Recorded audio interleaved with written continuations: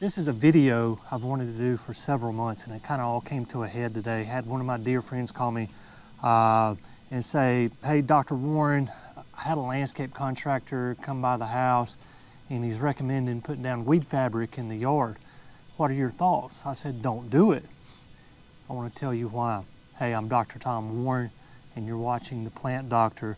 And today what I want to do is give you the reasons why you don't use this garbage right here. Let's get started. So why do we not want to use weed fabric? Well, weed fabric can be made out of several different materials. This is a cloth material, which is probably okay, but I've seen some weed fabrics made out of black plastic. Terrible, terrible idea to roll out black plastic all across your yard. So one thing that's going to happen is there's no gas exchange at that point. That plastic is forming a barrier between your soil and the atmosphere. And believe it or not, plants take in oxygen through their roots in order to be able to do certain biological processes. Yes, they're bringing in CO2 through their leaves and making sugar, but they also need to bring in gases, oxygen through their roots. You put down black plastic, that process is not going to happen. Another thing that's going to happen is rain runoff. So you have this plastic down on the ground, and then you go through planting your shrubs through this plastic. You're cutting a hole in that plastic and then sticking your shrub down in there. The roots are going to continue to grow outward underneath that plastic. No water is getting to those roots. Anytime it rains, they're not getting any water with the black plastic. Now this permeable stuff, this cloth, it will go through, the water will go through this, the gases will get through this, and we'll get to why this is a bad idea here in a minute, but I'm not a fan of these cloths at all. So these cloths, they're going to work for maybe a year or two, regardless if it's made of plastic or if it's made of this fabric here like you see here in front of me. The problem is this. I can probably just pull some up here. That is decomposed pine straw and leaves and pine bark, any mulch we've put on here over the years, any type of leaves that have fallen off of trees or shrubs fall and decompose, and it forms a soil layer on top of your weed fabric. And what happens is seeds will germinate in this. That is some really rich soil right there, and plants just love it.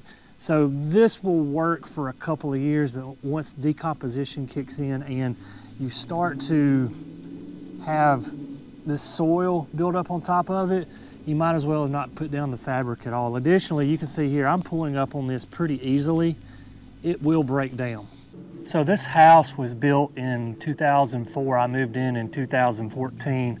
So I did not put this fabric in. So I'm gonna say this fabric somewhere around 15 to 20 years old, give or take. I'm going to assume it was put in sometime around the time that the house was built. But what happens with trees, like you see here on this maple tree, it will begin to girdle the roots. Any shallow rooted tree or a shallow rooted shrub, such as a maple, it's going to girdle your roots. And that's not a good thing. That's constricting the nutrient and water flow up the roots. And so that's just another detriment to having this in your landscape. I want to show you some other things. I've got some really good examples of weeds that are growing right up on top of this fabric. Just proof that this doesn't work. Let's go take a look. So I've pulled back the straw in this area just so you can see that the landscape fabric here. And there's all sorts of weeds coming up in here. That's a little blackberry bush. Here's some crabgrass. And you can see here that not only will it root on top of, you can probably hear that, not only will it root on top of this fabric, the roots will go down through those tiny holes and start ripping holes in the fabric as well. So the plastic wouldn't necessarily do that, but the plastic's even worse than the cloth because we're restricting the airflow, we're restricting the water going into the ground, so it makes it even worse. So there's just all kind of weeds here growing right up on top of the fabric. So you may be asking yourself, Dr. Warren, if we're not supposed to put down this landscape fabric, what are some ways that we can prevent weeds from growing in our flower beds? And the first thing we can do is to put down mulch. I like to put it down twice a year. I put down pine straw twice a year. and that does a pretty good job. I'm gonna say we'll get north of 50%, perhaps 75% reduction in weeds if we didn't do anything at all. So that's the first step.